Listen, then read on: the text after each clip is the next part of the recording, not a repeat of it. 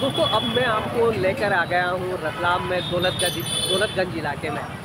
फ़िलहाल मैं जिस जगह खड़ा हूँ वह है गोवर्धन सेव वाला। जी हाँ, ये काफ़ी पुरातन दुकान है, करीब 60 साल हो चुके हैं इसकी स्थापना को। भैरूलाल जी चौहान ने इस दुकान की स्थापना की थी।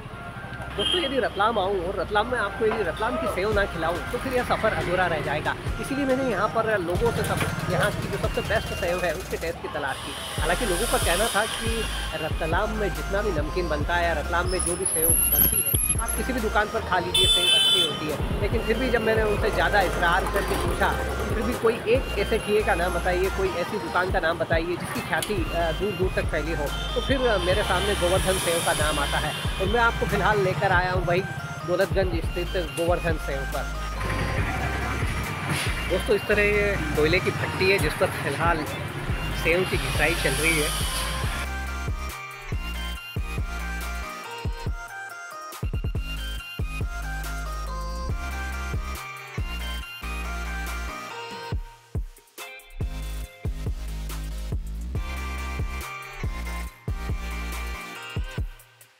मिक्सचर जो मिक्सचर बनता है उसके लिए आइटम है, दाल है, सेव है, मूंग है, पोहा है।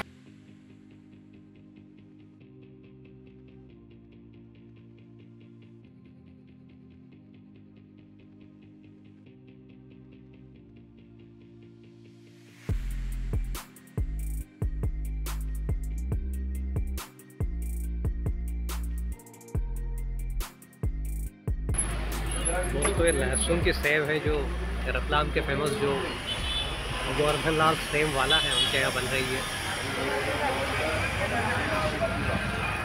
काफ़ी पुरानी दुकान है, करीब 60 साल हो चुके हैं। कोई विशेष लगभग या तामझाम नहीं है, लेकिन जो इसका स्वाद है वो बरबस ही लोगों को यहाँ खींच कर लाता है। और यहाँ अभी जैसा मैं सुन रहा हूँ कि 100 या 200 ग्राम सेव कोई नहीं मांगता, आधा किलो, 1 किलो या 2 किलो के 2 पैकेट, 4 पैकेट, 8 पैकेट, इस तरह से सेव यहाँ पर बिकती है। और दोस्तों आपको मेरे पीछे जो दिखाई दे रहे हैं पन्नालाल जी चौहान दिखाई दे रहे हैं, ये भी इसी परिवार से सगे भाई हैं और फिलहाल इस दुकान का कामकाज संभाल रहे हैं।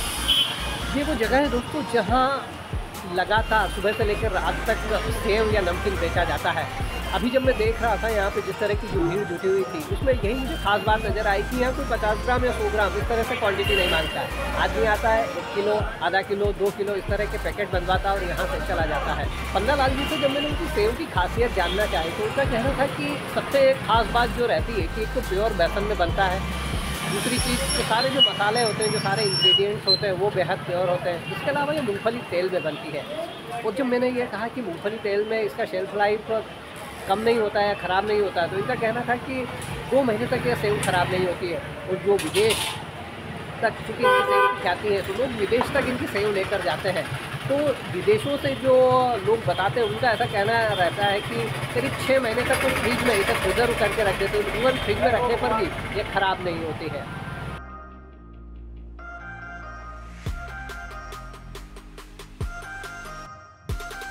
देखिए दोस्तों जिस तरह से मैं कह रहा हूँ कि यहाँ छोटी क्वांटिटी में कोई मांग आती ही नहीं। आधा किलो, 1 किलो या 2 किलो जो भी कस्टमर आता है वो उससे कम क्वांटिटी की मांग ही नहीं करता है। बिल्कुल शुद्ध देशी खालिश अंदाज में यहाँ सेव का व्यापार होता है। और वैसे भी रतलाम की फ्लैगशिप ब्रांड है सेव। जी हाँ, 1 किलो मिक्सचर। यदि रतलाम की मुख्य पहचान के रूप में बात आए तो सेव का नाम सबसे पहले आता है। रतलाम को आइडेंटिफाई ही रतलामी सेव से किया जाता है।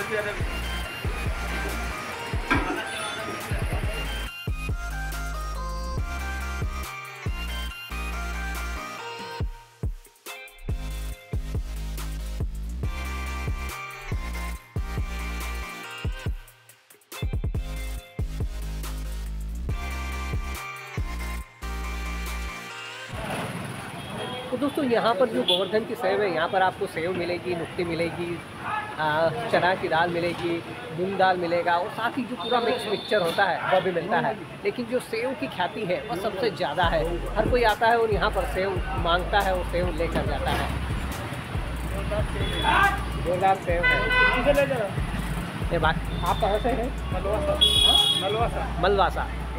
भाई साहब मलवासा गांव से, जो कि शायद रतलाम के पास में होगा, लेकिन वो बता रहे हैं कि जब भी वो आते हैं तो यहीं से सेव लेकर जाते हैं। तो दोस्तों थोड़ा सा आपको सेव के बारे में भी बताऊं। सेव के बारे में ऐसा कहा जाता है कि इसका जो इजाद हुआ था, आविष्कार तो नहीं कहूँगा, इजाद कहूँगा, तो जो मुग़ल शासक थे जब वो मालवा में थे तो उनका सिवैयाँ खाने का मन हुआ था, लेकिन चूँकि उस समय इस बेल्ट में आटा नहीं होता था तो वे सिवैयाँ नहीं बना सके। तब उन्होंने जो यहाँ की जो भी जनजाति जो ट्राइब्स यहाँ रहती थी उन्हें सिवैयाँ बनाने को कहा। तब उन्होंने बेसन से जो सिवैयाँ बनाई, वही आज की तारीख में ऐसा माना जाता है कि सबसे पहले सेव का एक इनिशियल रूप थी। दोस्तों रतलाम की सेव के बारे में एक और खासियत है। ऐसा कहा जाता है कि रतलाम के पानी में ही कुछ ऐसी बात है जिसके चलते जो यहाँ की टेस्ट, जो सेव का टेस्ट है वो इतना बेहतरीन हो जाता है। अब वास्तव में फैक्ट है या नहीं ये तो मैं भी नहीं जानता, लेकिन हाँ यह है कि यहाँ जो लौंग है, यहाँ जो हींग है, वो जो सेव में जो चीज़ें डलती है, सेव में जो डलने वाली जो भूरी मिर्च होती है, जो बेसन होता है, वो सब इतना प्योर होता है, वो जो सब इंग्रेडिएंट्स है वो इतना प्योर होता है कि अपने आप ही सेव का यह टेस्ट निकल कर आता है।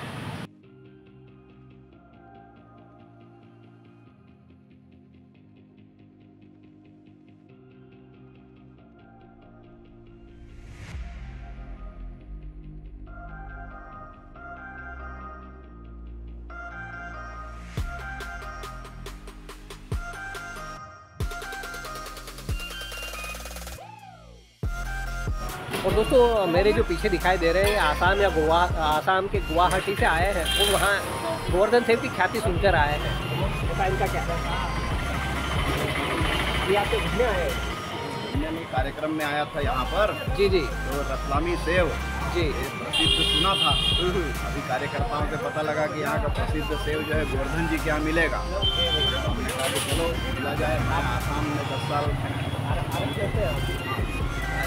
संघ के संघ के प्रचारक है आई थिंक ये, और घूमते घूमते आसाम से रतलाम तक आए और रतलाम में गोवर्धन की सेव की ख्याति सुनकर यहाँ तक पहुँचे। धन्यवाद गोवर्धन जी का नाम सुनकर। दोस्तों फिलहाल मेरे हाथ में गोवर्धन सेव का जो फेमस मिक्सचर है वो है, और इसे मैं चख रहा हूँ।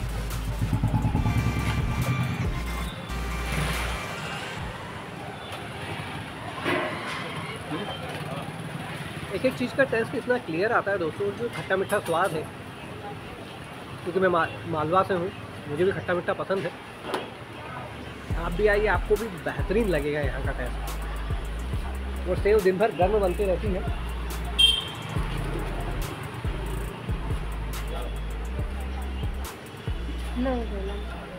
और ये जो दूसरा बाइट है मैं सेव का ले रहा हूँ।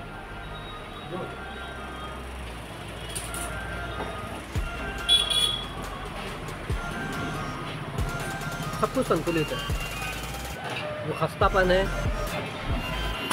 सेव का, मिर्च मसाला बिल्कुल बैलेंस है, ना आपको बहुत ज़्यादा चखा लगेगा ना आपको बहुत ज़्यादा तीखा लगेगा। तो यही खासियत है रतलामी सेव। तो दोस्तों नोवेड लोकेश 99 के इस एपिसोड पर फिलहाल बस इतना है। गोवर्धन सेव से सेव का स्वाद मैं अपने जुबा पर लेकर मैं फिलहाल किसी नए डेस्टिनेशन की ओर बढ़ूंगा। लेकिन यदि आपको मेरा एपिसोड पसंद आया हो तो प्लीज़ इसे सेव की तरह लाइक और शेयर कर लीजिएगा, और साथ ही अपने यारों और दोस्तों में शेयर करना मत भूलिएगा। और यदि आप अभी तक मेरे चैनल नोवेड लोकेश 99 पर नए हैं और आपने अभी तक इसे सब्सक्राइब नहीं किया है तो प्लीज़ इसे सब्सक्राइब कर लीजिएगा, क्योंकि अगले कुछ सालों में पूरे वर्ल्ड को नापने की तमन्ना है। और यदि इस सफ़र में आपका साथ रहा तो यह सफ़र बेहद मज़ेदार रहेगा। चलता हूँ, जल्दी मिलता हूँ फिर किसी नए एपिसोड पर और किसी नए ट्रैवल डेस्टिनेशन पर, वहाँ के खान पान, रीति रिवाज, कल्चर और रहन सहन के साथ। तब तक के लिए अपना खास ख्याल रखिएगा। Good bye, good night, Shaba खैर।